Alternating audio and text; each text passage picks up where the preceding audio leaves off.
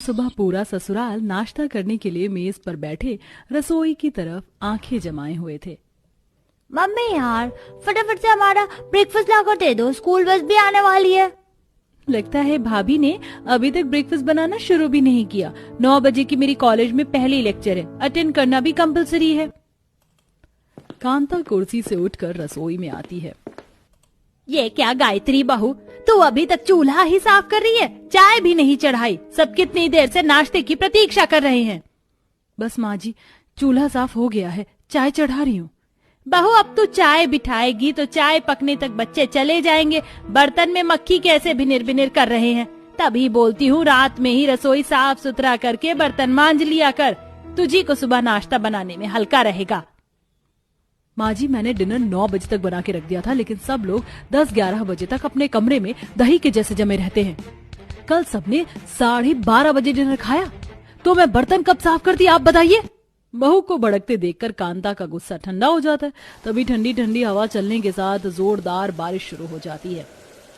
बहू, कोई नहीं, कभी कभी लेट चलता है। कितनी सुहानी बारिश हो रही, ऐसा कर आज नाश्ते में चाय के साथ समोसे तल ले। कांता समोसे का ऑर्डर देकर किचन से चली जाती है।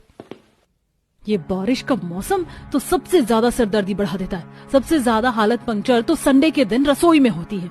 रसोई की जिम्मेदारी से ऊबकर गायत्री कुड़कुड़ाते हुए कुकर में आलू धोकर चढ़ाती है।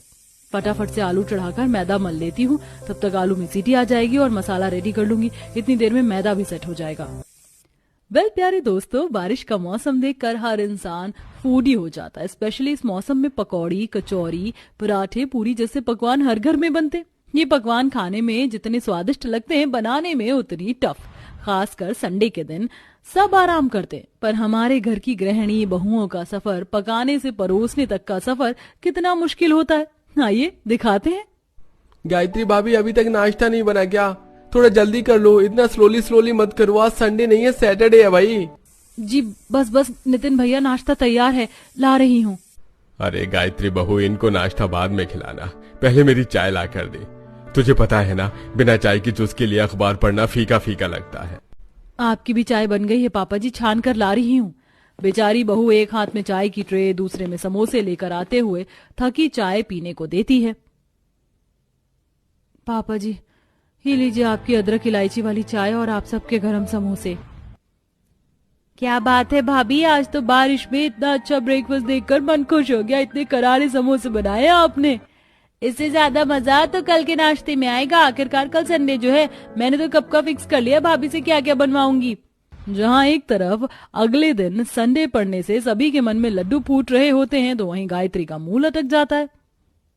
फिर से संडे आ गया। इस बार तो हफ्ता कुछ ज्यादा ही जल्दी गुजर गया, पता ही नहीं चला कब संडे आ गया। संडे आता ही क्यों है? पूरा दिन बारिश में रसोई में खाना बना बना कर मेरी तो हालत खराब हो जाती है। ये सब तो घोड़े बेचकर लेट सोकर उठते हैं, मेरी नींद पूरी नहीं हो पाती। अगले दिन संडे का सोचकर बेचारी बहू के चेहरे पर संकोच दिख रहा था। तभी ससुर गया प्रसाद खाते खाते ऑर्डर देते हैं। बहू, कल नाश्ते में बढ़िया आलू की कचौरी, पराठे और मिर्ची के चटपटे तीखे पकौड़े भी बनाना, बहुत दिन हो गए खाए हुए। तो फिर मैं संडे के नाश्ते में सबके लिए आलू के पराठे और पकौड़े फिक्स कर देती हूँ। तभी नताशा आरुषि बीच में टपकती हैं। भाभी, आपको तो पता है मैं मक्खन वाला आलू का पराठा ज्यादा नहीं खाती, तो मेरे लिए पनीर ब्रेड बनाना, साथ में चिली गार्लिक की चटपटी चटनी भी, और ब्रेड अमूल मक्खन में फ्राई करना। ठीक है। मक्खन लपेट लपेट कर दोनों को चर्बी बनती जा रही है, लेकिन मजाल है एक प्लेट भी सरका दे खाना खाकर। नाश्ता करके सब अपने अपने काम के लिए चले जाते हैं। तभी गली में सब्जी वाला आ जाता है। सब्जी ले लो, ताजा ताजा सब्जी, आलू, गोभी, मटर, प्याज ले लो। चलो अच्छा, सब्जी वाला गली में आ गया। इतने कीचड़ कीचड़ में सब्जी मंडी जाने का मन भी नहीं था। गायत्री रेडी पर से संडे के लिए सब्जी खरीद कर रसोई में ले आती है। सब्जियों को फ्रिज में स्टोर कर देती है, मुरझाएंगे नहीं, कल पकौड़ी बनाने। इसी तरह संडे का दिन आ जाता है। बेचारी बहू 5 बजे का अलार्म सेट करके उठकर उबासी लेते हुए बर्तन साफ करती है। चलो बर्तन तो साफ हो गया, फटाफट से पकौड़े की सब्जी काट लेती हूँ और पराठे के लिए आटा लगा देती हूँ। बहू सब्जी काट कर जल्दी से आटा गूंथ लेती है। इतनी देर में ससुराल वाले खाने की मेज पर हाजिर होकर नाश्ता मांगते हैं। गुड मॉर्निंग सबको। क्या बात है, अभी तक खाने की मेज खाली है, नाश्ता कहाँ है? हम भी कब से नाश्ते का वेट करें। एक तो संडे वाले दिन भी भाभी बर्तन खड़काकर नींद खराब कर देती है, नाश्ता भी टाइम से नहीं देती। तभी गायत्री चाय पराठा परोसती है। गुड मॉर्निंग सबको, ये लीजिए सब लोग चाय से गर्मा गर्म मक्खन लगाए आलू के पराठे खाइए। आज तो मम्मी ने कितने टेस्टी आलू के पराठे बनाए, मेरे मुंह में पानी आ रहा है। सब लोग चाव लेकर चाय आलू के पराठे खाना शुरू करते हैं। तभी आरुषि नुस्ख निकालते हुए, भाभी आपने आलू के पराठे सही से सेके नहीं है, बिल्कुल क्रिस्पी नहीं है, खाने में मक्खन भी ऐसे लो क्वालिटी की है, अमूल का मक्खन क्यों नहीं लगाया? आरुषि देख नहीं सकते, बाहर इतनी तगड़ी बारिश हो रही है, मक्खन की टिक्की लाने कौन जाता? भाभी 2 कदम दूर ही तो किराने की शॉप है, इतनी तेज भी बारिश नहीं हो रही। सारा मूड स्पॉइल कर दिया, संडे वाले दिन भी अच्छा नाश्ता खाना नसीब नहीं हमारे। नताशा, अगर तुम्हें मेरे बनाए पराठे पसंद नहीं आए तो खुद जाकर रसोई में बना लो, जैसा तुम्हें खाना हो। वैसे भी 6 दिन की रसोई का नाश्ता डिनर मैं देखती हूँ, संडे का तुम कर लो। मैं क्यों अपना संडे खराब करके सबके लिए नाश्ता बनाऊं? इससे अच्छा मैं जोमेटो से ऑर्डर कर लूंगी। ठीक है, तो अब मैं भी संडे किसी का खाना नहीं बनाऊंगी, मेरा भी आराम करने का दिन होता है। एक छुट्टी तो हर दफ्तर में मिलती है, पर यहाँ तो जैसे फिक्स हो गया है, संडे की रसोई बहू ही संभालेगी। मम्मी जी, या तो आप संडे खाना बनाने के लिए मेड लगवा लीजिए, या फिर जिसे खाना है होटल से मंगवा कर खा सकता है।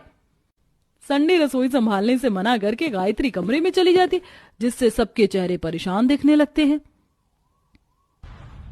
तुम दोनों बहनों को राई का पहाड़ बात का बवाल बनाना जरूरी था। अगले संडे से रसोई का नाश्ता, डिनर, शाम को चाय सब तुम मिलकर देखोगी। मैं नहीं बनाने वाली कोई खाना वाना, आप मेड लगवा लीजिए। हाँ, जैसे पैसे तो तू झोंकेगी, पता भी है खाना बनाने वाली सिर्फ 2 टाइम की सब्जी रोटी के भी 10,000 मांगेगी। सुधा माँ, मेरी मानो तो नितिन भैया की शादी करवा दो, छोटी भाभी आ जाएंगी तो सब मैनेज हो जाएगा, और बरसात में हमें अच्छा खाना तो मिलेगा। अरे वाह नताशा, तूने तो सही तोड़ निकाल लिया। बारिश में संडे की रसोई को लेकर घर में चिक के चलते अब कांता नितिन की शादी करवाने का सोचती है। पंडित जी उसे पूजा की तस्वीर दिखाते हैं, जो कि हर पकवान बनाने में माहिर थी, जिससे सुनते ही कांता पूजा को बहू बनाकर ले आती है। शादी में दर्जनों रिश्तेदार जुटे देखकर पूजा घबरा जाती है। हाय दैया, ये सब लोग कैसे केले गुच्छे जैसे छितराए हुए हैं। हमारे ससुराल की आबादी तो छपरा जिला के बराबर है भैया, लगता है पूरा मोहल्ला हमारे भेलकम में आ गया है। जेठानी चौखट पर चावल का कलश रखकर आरती उतारती है। आओ मेरी प्यारी देवरानी जी, तुम्हारा खूब स्वागत है। पूजा गृह प्रवेश करके अंदर आती है।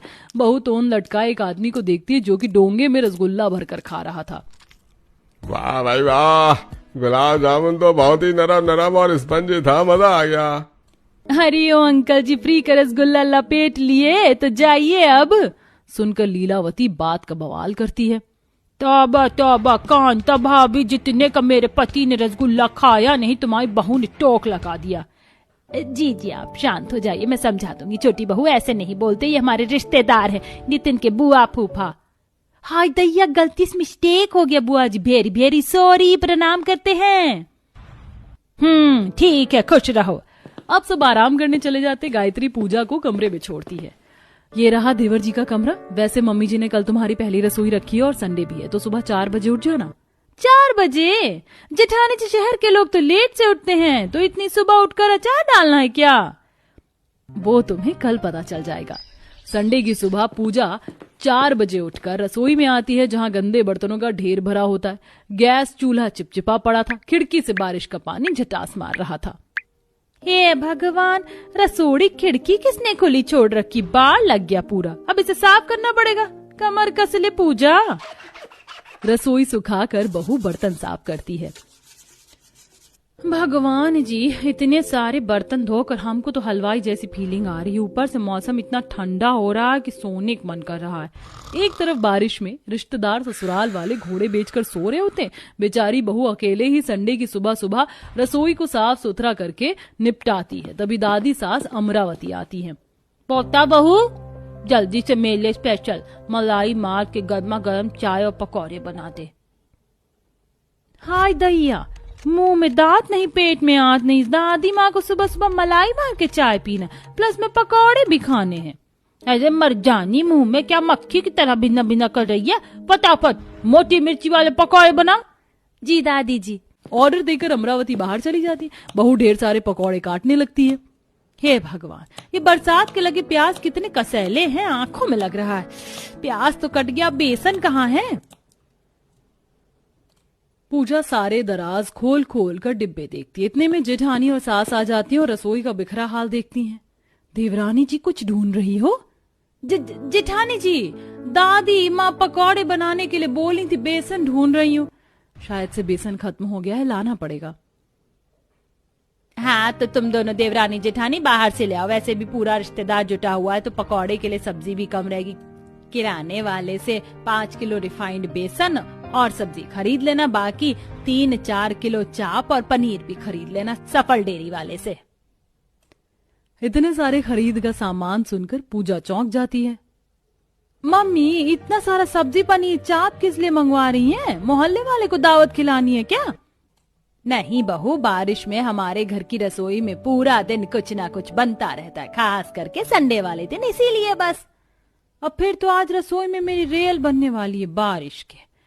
दोनों देवरानी जेठानी सब्जी का झोला लेकर बारिश में खरीदारी के लिए चली जाती है। कीचड़ भरे रोड के चलते उनकी चप्पल से छींट उड़कर कपड़ों पर आ रही थी। देवरानी, चलो सबसे पहले सफल से चाप पनीर ले लेते हैं। आइए आइए भाभी जी, ये लीजिए, मैंने आपका 4 किलो पनीर 4 किलो चाप पहले तौल दिया है। जी शुक्रिया भाई साहब, ये लीजिए पैसे। दोनों थोड़ा आगे जाती हैं। आसमान में काली घटाएं गरजने के साथ बूंदे टिप टिप कर रही थी। जेठानी जी, मतलब बारिश में संडे की रसोई का कोटा डेयरी वाले को भी पता है? हाँ, क्योंकि संडे वाले दिन जो चीज रसोई के लिए सेम खरीद कर जाएगी, तो इसीलिए। बाकी देवरानी जी, बारिश में संडे वाले दिन तो चैन छिन जाता है। इससे बढ़िया तो बाकी के 6 दिन होते हैं। जैसे ही दोनों सब्जी मंडी पहुंचती हैं तो मूसलाधार बारिश शुरू हो जाती है। कितनी जोर की बारिश है जेठानी जी, थोड़ी देर ठहर जाते हैं, बारिश छूट जाएगी तो चलेंगे। देवरानी जी, संडे सबके नाश्ता करने का टाइम फिक्स है। 10 बजे तक नाश्ता नहीं मिलेगा ना तो दोनों नंदों को आग में घी डालने का मौका मिल जाएगा। बेचारी दोनों बारिश में भीगते हुए ठेले पर से सब्जी चाट कर अब घर के लिए चल देती है। पूरे रोड पर काफी पानी भरा होता है, जिसके चलते एक बाइक वाला तेज छींटे उड़ा के चल देता है। करम जला नास पीटा, मेरी साड़ी का सत्यानाश मार के चला गया। दोनों बारिश में भीगे हुए घर पहुंचती हैं। तभी मौसिया सास मनोरमा, अरे आ गई दोनों देवरानी जेठानी सैर सपाटा करके। ये सब नाश्ते के लिए बैठे, फटाफट से बनाओ जाकर। सबकी बड़बड़ाने के चलते दोनों को चेंज करने का मौका भी नहीं मिलता। दोनों बहू का बारिश में संडे का पूरा दिन रसोई में निकल जाता है। एक बहू बनाती है, दूसरी भाग भाग के परोसती है। भाई, मैंने तो फुल पेट नाश्ता खा लिया। पूरी पराठे दोनों बहुत ही स्वादिष्ट चटपटे बने थे। बुआ जी, मौसी जी, आलू की कचौरी पराठे लेंगे क्या?